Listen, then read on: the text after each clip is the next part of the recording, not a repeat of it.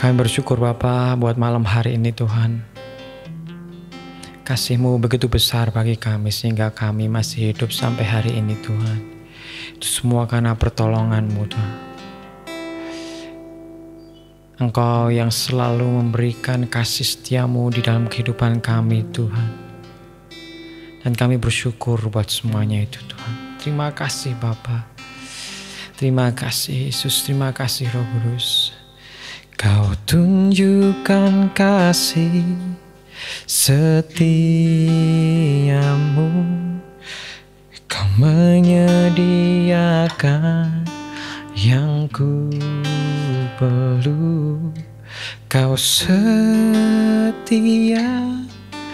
Kau mulia, dulu, sekarang, dan selamanya.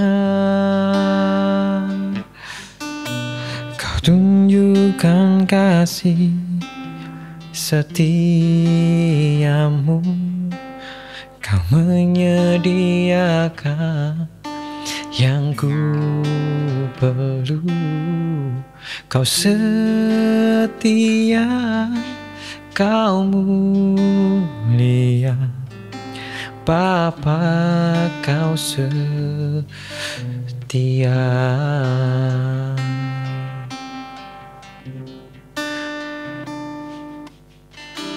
Bapa, Kau setia.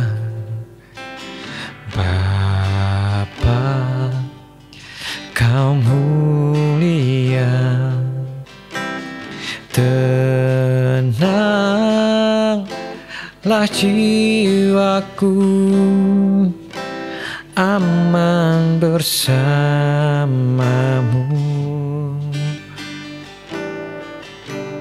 Lebih dari harta, Kaulah segalanya. Tenanglah jiwaku dalam hadirat-Mu.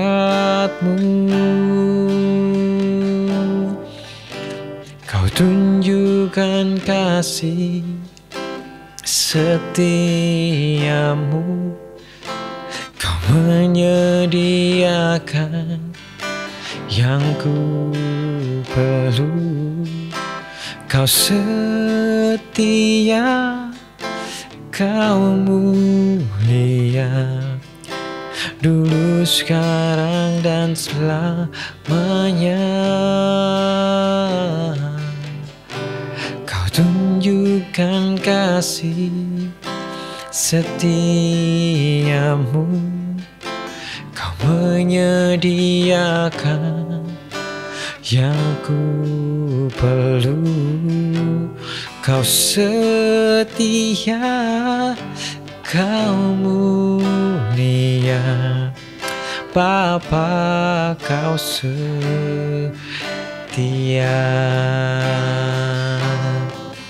Kau tunjukkan kasih setiamu,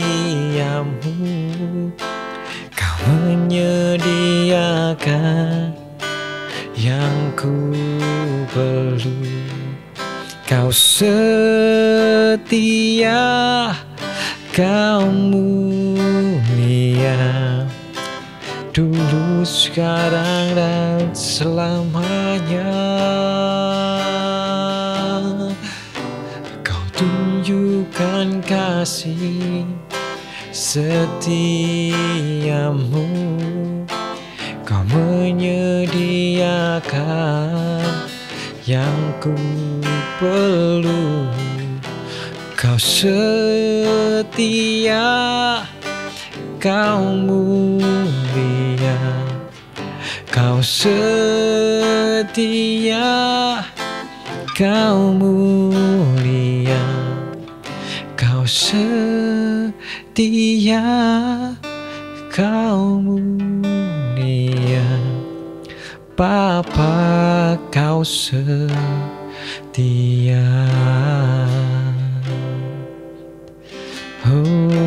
Engkau tunjukkan kasih-Mu bagi kami Yesus. Engkau Allah yang pemaaf bagi kami Tuhan. Kasih-Mu tidak ada habisnya.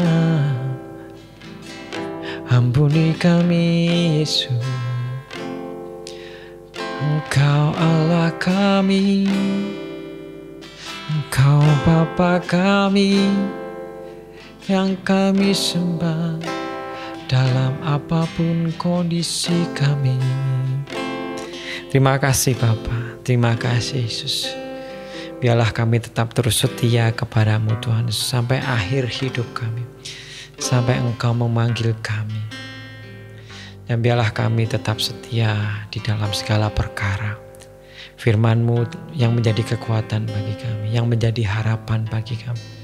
Kuasa Roh Kudus-Mu yang selalu memberikan kami kekuatan untuk selalu tetap teguh di dalam-Mu. Dan terima kasih Bapa. Biarlah saat ini Tuhan firman-Mu akan menjadi pengharapan bagi kami, menjadi air yang hidup bagi kami Tuhan. Terima kasih Bapa, urapi kami dengan kuasa Roh Kudus-Mu sehingga kami Tuhan bisa menerima firman-Mu di tanah kami, di hati kami yang subur, sehingga berbuah di dalam kehidupan kami. Terima kasih Bapa, terima kasih Yesus, terima kasih Roh Kudus. Kami bersyukur buat malam hari ini. Hanya di dalam nama Yesus kami berdoa dan mengucap syukur. Amin. Shalom saudaraku semua dimanapun saat ini saudara-saudara berada. Mungkin saat ini saudaraku berada di dalam perjalanan pulang kantor, ataupun lagi berkumpul dengan keluarga, ataupun masih bekerja, ataupun lagi melakukan apapun kegiatan saudara-saudara pada malam hari ini. Biarlah saat ini kita mau berhenti sebentar, kita mau sebentar mendengarkan firman Tuhan, kita mau sharing firman Tuhan pada malam hari ini. Biarlah apa yang saya sharingkan melalui Roh Kudus Tuhan bisa menjadi kekuatan bagi saudara-saudara dan menjadi pengertian lebih, mengenal lebih dalam tentang firman Tuhan, tentang perkataan Yesus. Mari saat ini saya mau melanjutkan firman Tuhan. Mungkin beberapa hari yang lampau di dalam kemarin kita membahas tentang bagaimana Yesus menyembuhkan orang yang lumpuh di Matius 9 ayat 1 sampai dengan ke-8. Sekarang kita akan meneruskan di Matius 9 ayat 9 sampai dengan yang ke-13, yaitu tentang Matius pemungut cukai mengikut Yesus. Setelah Yesus pergi dari situ, ia melihat seorang yang bernama Matius duduk di rumah cukai. Lalu ia berkata kepadanya, "Ikutlah aku." Maka berdirilah Matius lalu mengikuti dia. Kemudian ketika Yesus makan di rumah Matius, datanglah banyak pemungut cukai dan orang berdosa dan makan bersama-sama dengan dia dan murid-muridnya. Pada waktu orang Farisi melihat hal itu, berkatalah mereka kepada murid-murid Yesus, "Mengapa gurumu makan bersama-sama dengan pemungut cukai dan orang berdosa?" Yesus mendengarkan dan berkata, "Bukan orang sehat yang memerlukan tabib, tetapi orang sakit. Jadi pergilah dan pelajarilah arti firman ini. Yang kukehendaki ialah belas kasihan dan bukan persembahan. Karena aku datang bukan untuk memanggil orang benar, melainkan orang berdosa." Amin. Nah, kita tahu bahwa Matius ini adalah seorang pemungut cukai. Bisa kalau sekarang ya mungkin pegawai pajak. Nah, kita tahu juga mungkin pegawai pajak saat ini lagi booming ya. Lagi banyak atau lagi disorot oleh seluruh masyarakat Indonesia bagaimana kinerja seorang pegawai pajak. Dan kita tahu sendiri bagaimana saat ini ada seorang pegawai pajak yang korupsi sampai bisa dikatakan 500 miliar. Dan itu baru satu. Dan banyak pegawai pajak yang lain yang diperiksa dan akhirnya diduga korupsi. Dan mata orang satu Indonesia ini bagaimana seorang pegawai pajak adalah dinilai jelek. Mungkin bukan hari ini saja ya, bukan saat ini saja. Ternyata dari zaman dahulu pemungut cukai ataupun pegawai pajak juga melakukan hal yang tidak baik atau korupsi atau dinilai yang tidak baik dan bisa dikatakan sebagai orang yang berdosa. Kita bisa lihat di sini bahwa Orang-orang di situ, apalagi orang Farisi, menganggap pemungut cukai ini adalah seorang yang berdosa. Tetapi apa perlakuan Yesus kepada orang berdosa ini? Di ayat ke-9 dikatakan bahwa dia tahu, Yesus tahu, seorang pemungut cukai ini adalah orang yang berdosa. Makanya Yesus ini mengajak Matius, ayo Matius, ikutlah aku. Tanpa basa-basi, tanpa bilang, Tuhan, aku ini orang berdosa, Tuhan, aku ini tidak layak. Tetapi tidak seperti itu. Dia langsung mengikut Yesus. Nah, bagaimana sekarang ini banyak orang yang beralasan, begitu banyak alasan untuk mengikut Tuhan. Tuhan, aku nanti kalau mau melayanimu nantilah setelah aku bisa menjadi orang yang benar, orang yang baik. Mungkin kalau waktuku udah ada, ataupun mungkin aku kalau sudah bosen rokok, bosen minum, atau melakukan hal-hal yang tidak baik, nantilah aku baru ikut aku. Tetapi itu berbeda dengan yang dilakukan oleh Matius. Dia tahu dirinya tidak benar. Dia tahu dirinya berdosa. Maka dari itu saat Tuhan Yesus memberikan kesempatan untuk ayo ikut aku, dia tidak memiliki alasan apapun untuk mengucap kepada Yesus untuk beralasan. Tetapi dia mengambil sikap, mengambil keputusan untuk langsung, Tuhan, aku mau mengikut Engkau. Di ayat 10 dikatakan terus banyak sekali pemungut cukai, orang yang berdosa, makan bersama-sama Yesus. Datang ke rumah pemungut cukai yang bernama Matius ini dan makan bersama Yesus dan bersama muridnya. Dan Yesus beberapa kali juga datang ke rumah orang yang berdosa untuk makan dan bersinggah. Bagaimana dia tidak memandang dia orang berdosa, dia orang kaya, dia orang miskin. Kalau dia mau singgah, ya singgah saja. Maka dari itu dia memiliki mungkin suatu konsep bahwa mungkin aku dengan aku datang ke rumahnya, aku makan, aku bisa bercerita, aku bisa bersaksi, aku bisa ngomong-ngomong sama dia lebih dalam lagi. Mungkin seperti itu ya konsep Tuhan Yesus. Tetapi pada waktu itu kita tahu, jikalau ada seseorang yang mau bertobat, ada seseorang yang mau kembali ke jalan yang benar, ada saja orang yang syirik, ada saja orang yang tidak benar. Kalau di firman ini adalah orang Farisi.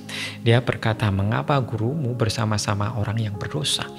Seorang pemungut cukai, padahal dia adalah orang yang berdosa. Apalagi di situ banyak sekali yang saat ini datang ke rumah pemungut cukai itu. Orang-orang berdosa apalagi. Dan itu tidak langsung dikatakan kepada Yesus, tetapi kepada murid-muridnya. Nah, seberapa banyak saat ini yang kita mau berbalik, kita mau kembali ke jalan yang benar, kita mau mengikuti Yesus, tetapi banyak orang yang tidak suka.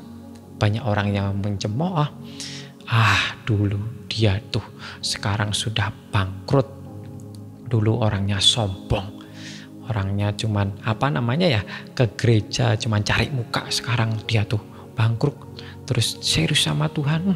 Apa benar ya? Mungkin seperti itu. Banyak orang yang syirik, banyak orang yang tidak suka. Tetapi apa respon, sekali lagi, respon Yesus yang benar-benar luar biasa, yang berbeda dari pikiran yang pernah kita pikirkan. Yesus mendengarnya. Ya, Yesus pastilah tahu. Kemudian Yesus mendengarnya dan berkata bahwa bukan orang sehat yang memerlukan tabib, tetapi orang yang sakit. Yang kuhendaki ialah belas kasihan dan bukan persembahan. Sekali lagi, yang ku kehendaki, yang Yesus kehendaki ialah belas kasihan dan bukan persembahan. Ayo mari kita koreksi diri sendiri. Kita koreksi diri kita sendiri. Apakah kita di pikiran kita, di dalam apa yang kita lakukan sampai hari ini, jikalau kita mau diterima oleh Tuhan, kita memberikan persembahan, ku beri persembahan yang terbaik, ya itu tidak salah. Tetapi bukan intinya itu. Apabila kamu memberikan persembahan, mungkin waktumu, mungkin harta bendamu, mungkin apa yang kamu sukai, mungkin bisa saja setengah dari hartamu kamu kasihkan ke gereja, ke Tuhan. Tetapi kamu tidak mempunyai belas kasihan. Kamu tahu bahwa orang di sekelilingmu tidak bisa makan. Orang di sekelilingmu tidak punya pakaian. Bisa dikatakan seperti itu, tapi kamu tidak peduli. Apakah itu yang Tuhan Yesus kehendaki? Di dalam konteks ini, bahwa Tuhan datang ke dalam Matius. Bisa dikatakan untuk menyembuhkan. Supaya untuk memberitahu kabar gembira bahwa ini loh, aku datang untuk supaya kamu bertobat dan kembali ke jalan yang benar. Mungkin di dalam percakapan saat mereka makan bersama dikatakan mungkin seperti itu. Ataupun nih mungkin dengan belas kasih ya. Mungkin tidak seperti yang saya katakan, mungkin lebih bagus lagi kata-kata Yesus. Saatnya mungkin ini kamu udah tahu apa yang kamu lakukan. Itu tidak benar. Itu tidak sesuai dengan firman Tuhan. Bahwa kamu mengambil milik orang lain yang bukan seharusnya milik kamu. Mungkin seperti itu. Dia tahu banyak orang berdosa yang datang pada waktu itu di rumah Matius. Dan dia mau supaya mereka ini bertobat. Karena memang Yesus datang bukan untuk orang yang benar, tetapi orang yang berdosa.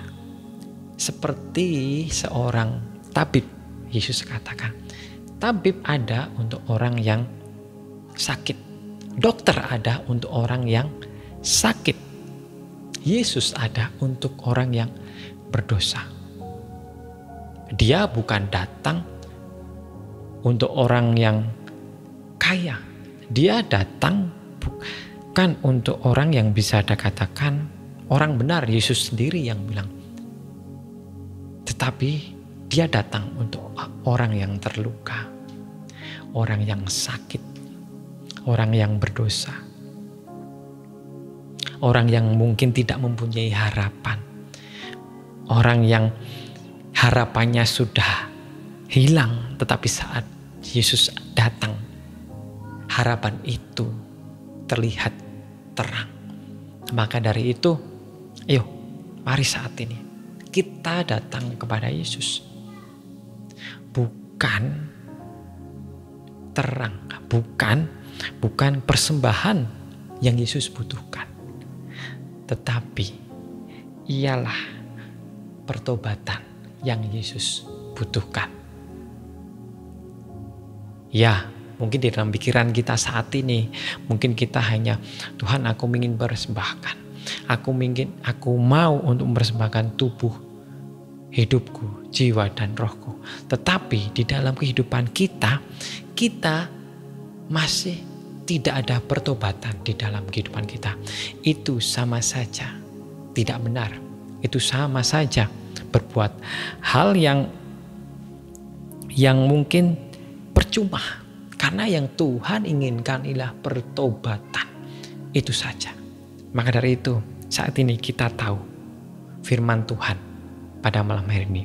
Bagaimana saat kita diberi kesempatan oleh Yesus untuk mengikut Dia, janganlah terlalu banyak alasan. Kita belum ada waktu lah, kita belum sukses lah, kita masih mengurusi keluarga, ngurusi anak, ngurusi istri, ngurusi orang tua, ngurusi sekolah, studi, pekerjaan. Jangan sekali-sekali kita beralasan. Terus yang kedua, Tuhan Yesus datang, Tuhan Yesus ada bagi kita.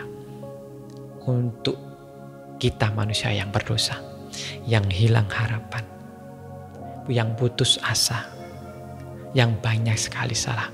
Maka dari itu, Yesus ada bagi kita. Dan sekali lagi, yang Yesus mau adalah pertobatan di dalam kehidupan kita, bukan persembahan. Kalau kita mempersembahkan sesuatu mungkin ada yang lebih dari itu. Tetapi jikalau kita melakukan pertobatan di dalam kehidupan kita, wow, Tuhan Yesus sangat senang. Tuhan Yesus sangat bersukacita. Malaikat yang ada di dalam surga itu bersukacita karena pertobatan yang kita lakukan. Mari saat ini, biarlah mungkin saat ini kita banyak sekali dosa di dalam kehidupan kita yang kita mungkin sembunyikan, yang mungkin kita tidak utarakan. Tetapi pada saat ini kita melakukan pertobatan kepada Tuhan. Ngomong sama Tuhan, berbicara kepada Tuhan. Bahwa Tuhan, saat ini mungkin aku banyak sekali dosa yang aku lakukan. Dan mungkin bisa dikatakan tidak terampuni. Tapi Tuhan, selama aku masih hidup, selama kami masih hidup, berarti itu masih Engkau memberi kesempatan bagi kami untuk melakukan pertobatan. Dan mulai malam ini Tuhan, terimalah pertobatan kami Tuhan. Sehingga kami Tuhan berada di jalur-Mu. Setelah itu Tuhan, biarlah kami melakukan firman-Mu Tuhan. Dan Engkau berikan kekuatan kami terus menerus Tuhan, untuk supaya tetap di jalan-Mu. Dan kami percaya Tuhan, apapun yang kami punya Tuhan, setelah kami melakukan pertobatan Tuhan, biarlah semuanya untuk kemuliaan nama-Mu. Apapun yang kami lakukan, biarlah semuanya untuk nama-Mu. Dan kami percaya Tuhan, hanya Engkau yang sanggup mengampuni dosa kami, sehingga kami putih seperti bulu domba. Dan kami percaya Tuhan, dosa kami saat ini sudah diampuni. Terima kasih Bapa, terima kasih Yesus. Engkau Allah yang hidup, Engkau Allah yang mati dan bangkit bagi kami. Darah-Mu yang menyucikan kami, Darah-Mu yang memproteksi kami, Darah-Mu yang menggantikan kami dari dosa. Terima kasih Bapa, terima kasih Yesus. Kami ingin menyelundupkan hidup kami penuh dengan sukacita, penuh dengan bersorak-sorai karena kami saat ini dosa kami sudah diampuni. Terima kasih Bapa, kami bersyukur buat firman yang malam hari ini. Kami percaya Tuhan, firman hari ini memberi kekuatan bagi kami. Hanya dalam nama Yesus yang menjadi juru selamat dan penebus kami. Amin. Shalom, selamat siang. Tuhan Yesus memberkati.